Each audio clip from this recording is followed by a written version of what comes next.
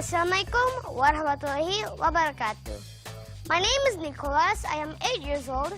Now I am busy giving people their inspirations for the kids in Indonesia and the other part of the world.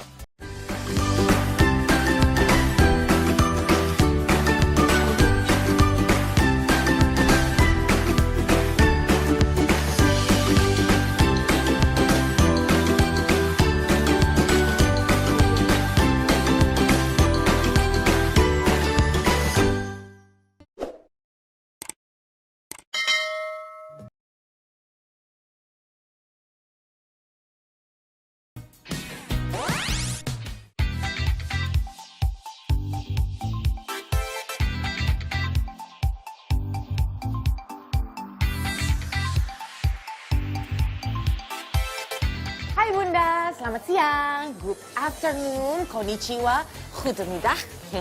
Keren ya Bun ya, hari ini nyapanya aja tuh 4 bahasa. Kayak kalau dipikir-pikir tuh Bun, kayaknya asik ya kalau bisa banyak bahasa. Tapi bisa loh Bun, soalnya nih anak sekarang aja udah banyak Bun yang bisa menguasai lebih dari 1 bahkan 2 bahasa. Kayak yang satu ini Bun.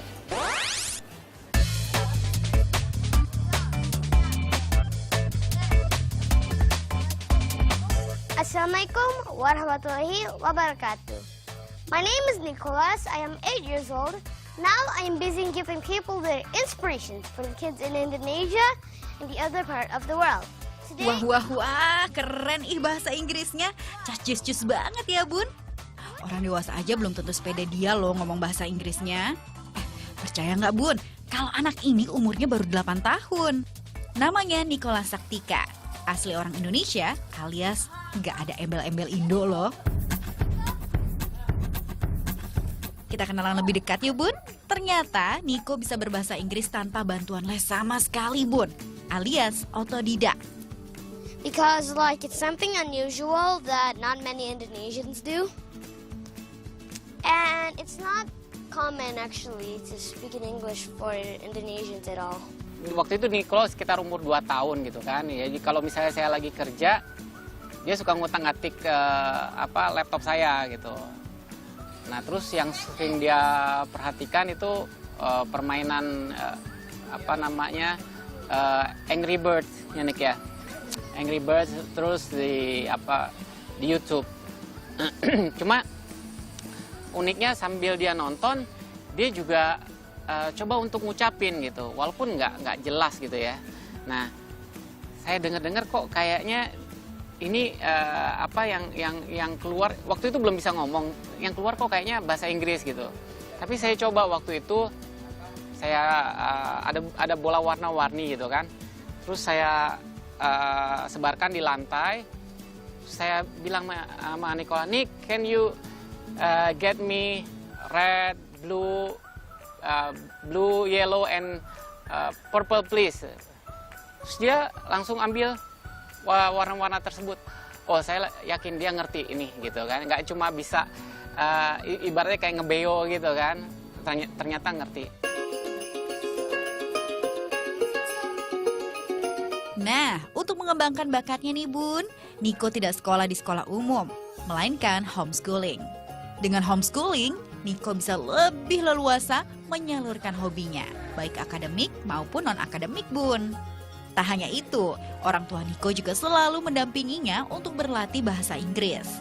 Niko juga dibebaskan untuk berkreasi, main game di gadget bukan hal yang tabu untuknya.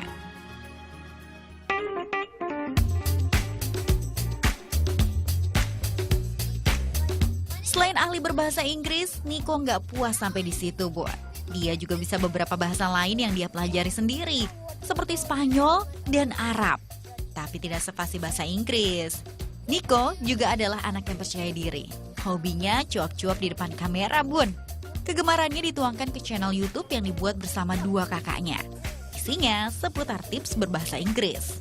Soal hal lain juga ada, Bun, yang pasti semuanya pakai bahasa Inggris. Tips, like you're playing a game.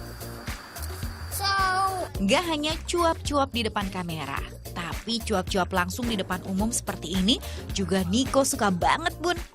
Ibaratnya nih, nggak bisa lihat mic nganggur, Bun. Bawaannya pengen tampil terus. difference for the kids in Indonesia and the other part of the world. Today, I want to tell you the reasons why Muslims has to be rich, like us.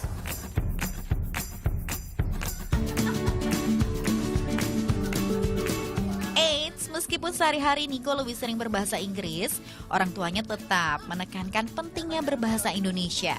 Mereka punya kesepakatan untuk berbahasa Indonesia kepada bundanya.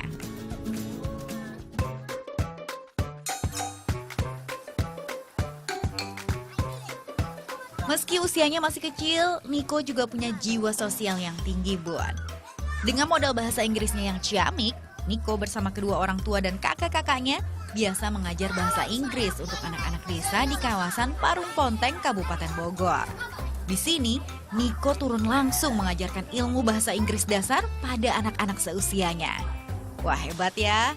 Tuh lihat, Bun, kecil-kecil udah bisa jadi guru. Wah, senang banget ya lihatnya. Di sini, anak-anak diajarkan 2 kali seminggu secara gratis. Mereka belajar dengan cara yang menyenangkan, Bun. Setelah selesai belajar, mereka dikasih hadiah. Dengan cara yaitu main di sungai. Wah, seru ya.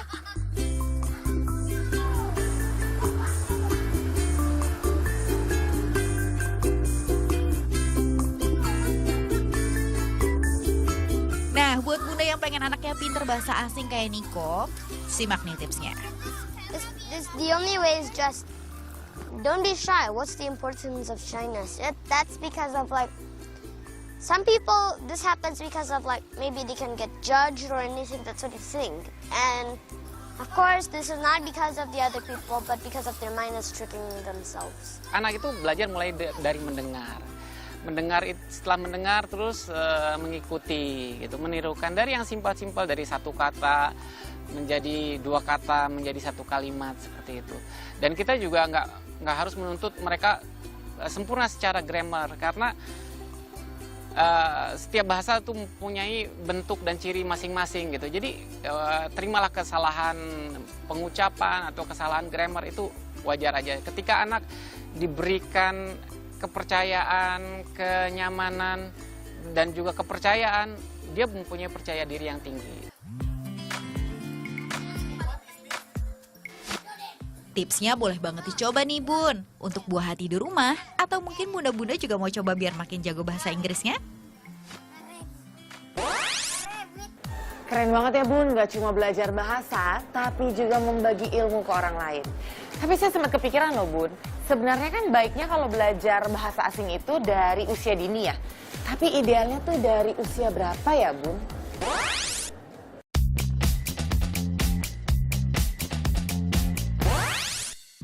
Sejak usia berapa sih sebaiknya kita ngajarin anak bahasa asing?